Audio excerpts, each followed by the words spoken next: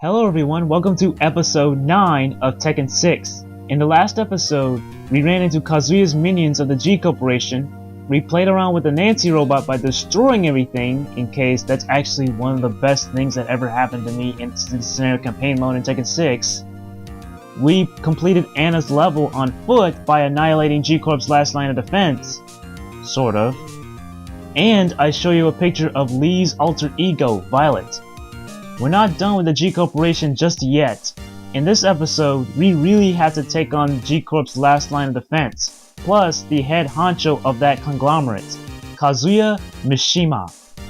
Once we defeat Kazuya Mishima and his copy-paste minions, then we can move on to the Mishima Zaibatsu and take on his son, Jin Kazama. So, let's go!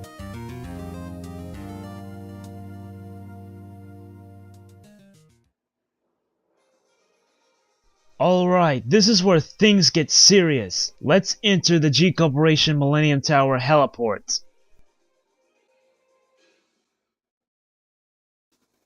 Not bad. But this is the end of the room.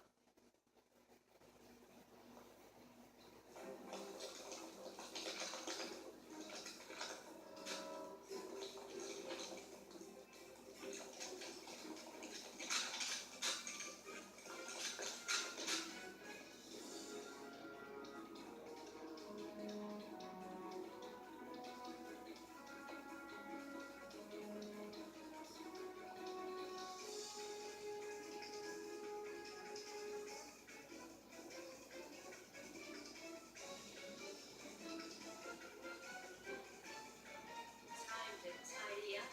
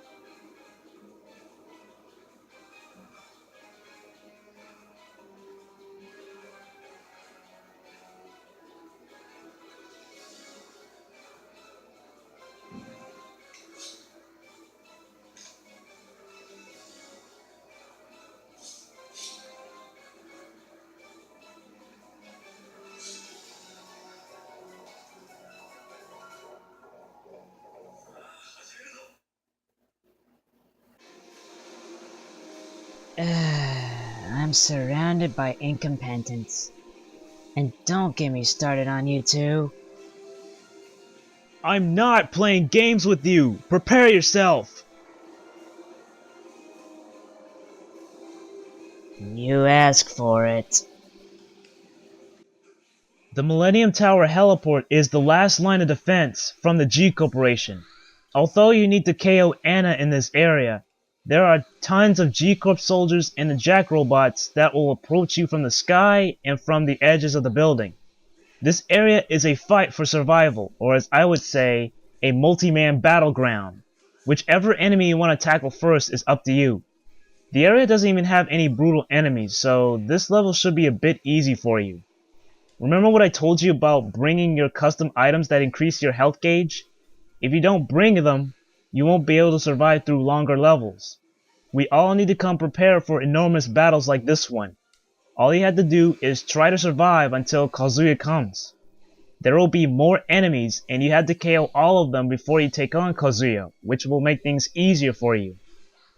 By the way, before I analyze Kazuya's description/bio for entering Tekken 6, there's something that I wanted to show you. There's a difference between the scenario campaign mode's music and the arcade mode's music. And yes, I'm still ranting about some of the music tracks chosen in the scenario campaign mode, and The boss music in this level is one of them. You'll see after Lars spoke to Kazuya. Right now, let's enjoy this multi-man Battleground, which is one of my favorite levels in the game, besides the boss music in this level. Yeah, I get the habit that I love beat-em-up games, and it feels good to fight tons of enemies in a wide area. It's kinda like an endurance test.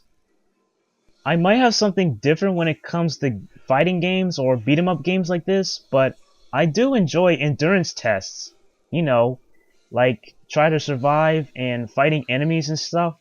Yeah, I do really enjoy them. There's a flamethrower in this level, so make sure you use it wisely so you can keep your distance away from the enemies.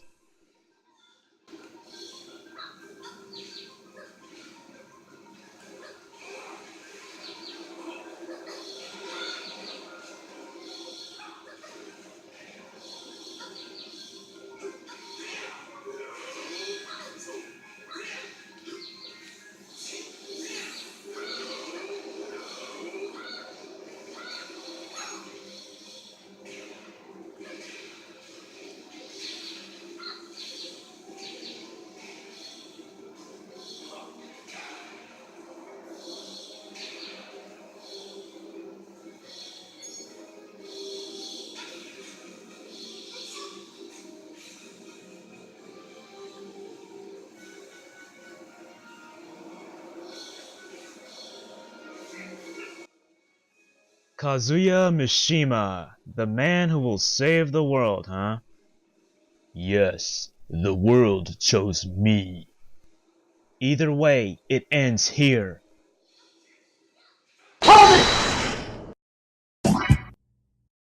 The Millennium Tower heliport has its own stage in the arcade mode along with its own theme. Here's the music track from that stage.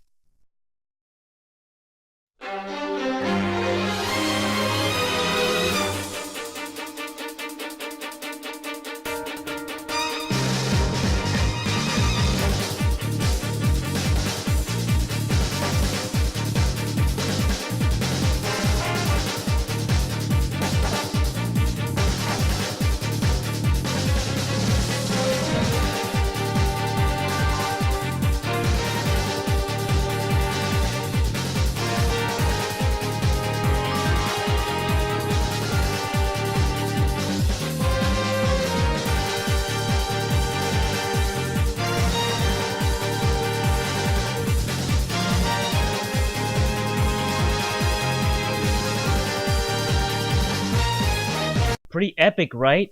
This music track gives you so much tension in your body that you're facing an intense fighter, or fighters, in the ring. We're fighting for our lives against a horde of enemies spawning everywhere on screen. Can't you feel it? It's like your body is telling you to survive and it knows you're gonna make it. That's why this music track was so epic to listen to, and it fits perfectly for the heliport stage. Unfortunately, that music wasn't chosen to be the boss music in the Snare campaign mode. Instead, we have this.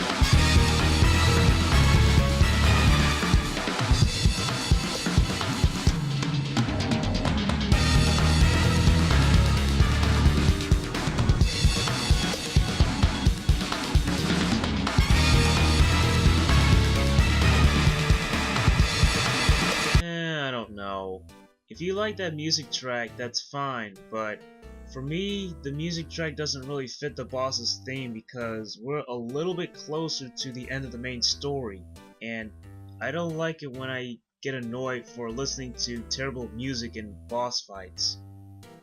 It could be a missed opportunity or something, but I digress. You can create your own scenario campaign mode with your favorite Tekken character by playing custom video game music. I did it with Julia, and it was amazing. If you want to check out my version of Julia's scenario campaign mode, you can if you want. Alright, that is all. Let's return to the game.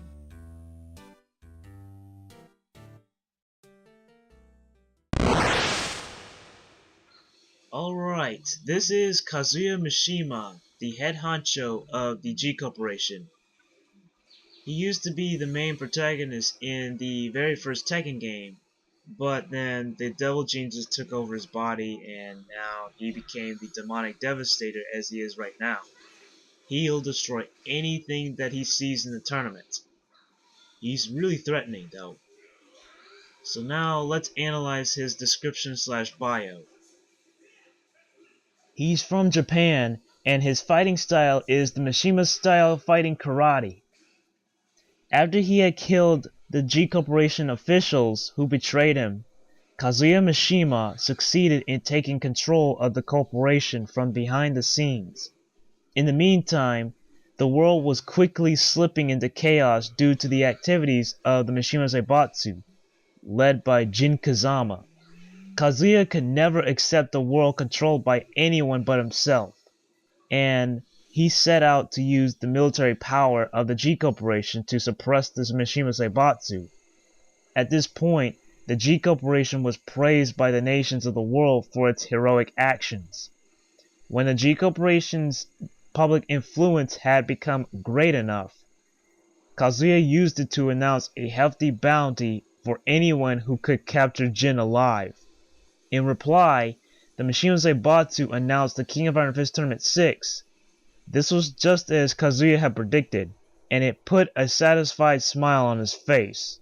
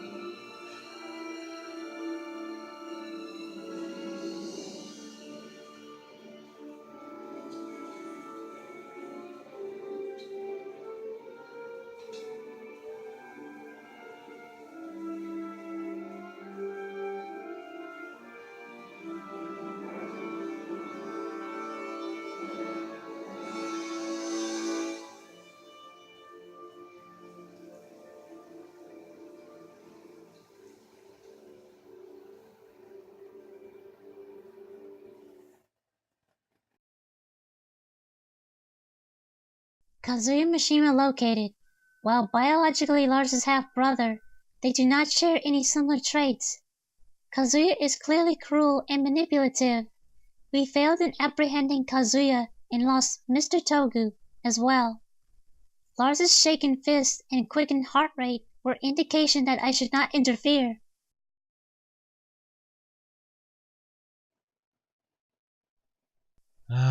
Poor Togu. He was a good man. Lars lost his only friend in his army, and it's sad. But he'll be missed. We'll honor him and our comrades by saving the world from this wretched madness. We're done with the G Corporation, and now we're heading to the Mishima Zaibatsu. Never give up, you guys. Do your best and fight back, no matter what. So let's enter the Mishima Zaibatsu Central Subway line. This line leads to the Mishima headquarters, right? Yes, the underground railway network directly connects to the Mishima Central Tower. Something tells me that this isn't going to be a very leisurely train ride. This subway train is a multi-man battleground. The enemies from the Mishima Zaibatsu will show up from the ceiling and from the subway train right beside you. It's just like before when you fought those G-Corp soldiers and the Jack robots at the Millennium Tower heliport. This time, you have to stay on the train until the boss arrives. It's instant death if you fall for this train.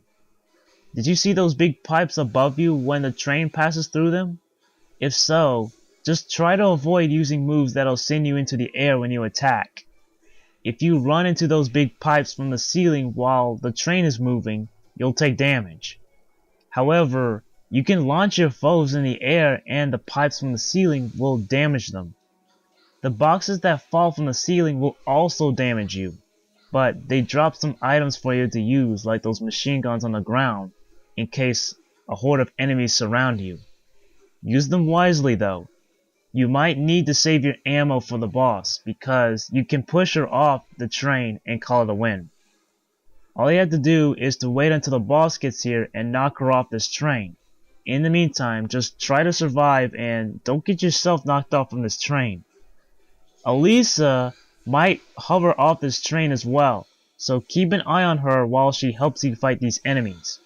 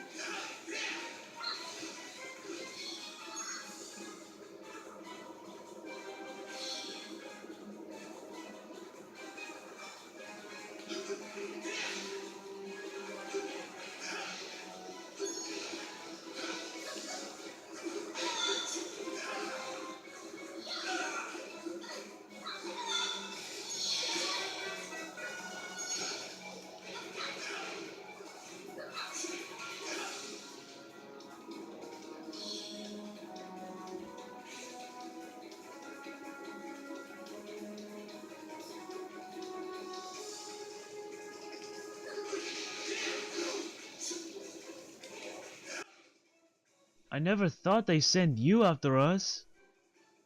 Protecting Jin Kazama is my job, and I'm very good at it. I'm sure you are, but that won't make me go easy on you. Okay, so this is the secretary of the Mishima Zaibatsu, Nina Williams, the sister of Anna Williams. Nina appears in every single Tekken game there is, including the very first Tekken game. It doesn't matter if the Tekken game is a spin-off game or the main game. Nina appears in every single Tekken game there is, up to date. So, here's her description / bio of entering Tekken 6. Nina's from Ireland and her fighting style is the assassination martial arts and Aikido. After defeating her sister Anna, Nina Williams was without an immediate goal to attain. Jin Kazama recently appointed the leader of the Mishima Zaibatsu, recruited her as a member of his special forces. As someone who wasn't selective about her clients, Nina engaged in covert demolition operations around the world as part of the Tekken force. As the conflict between the Mishima Zaibatsu and the G Corporation intensified, the Mishima Zaibatsu announced the King of Iron Fist Tournament 6. Nina decided to enter the tournament to eliminate anyone who poses a threat to Jin Kazama.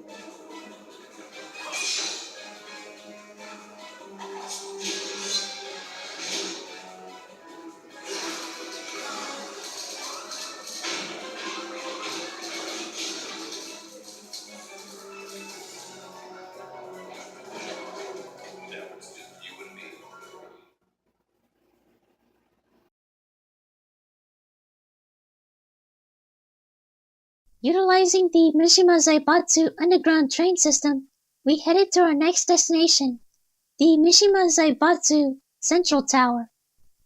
Due to the enemy's reaction time, we were soon under heavy attack. Probability of injury when falling from the train is cause for concern.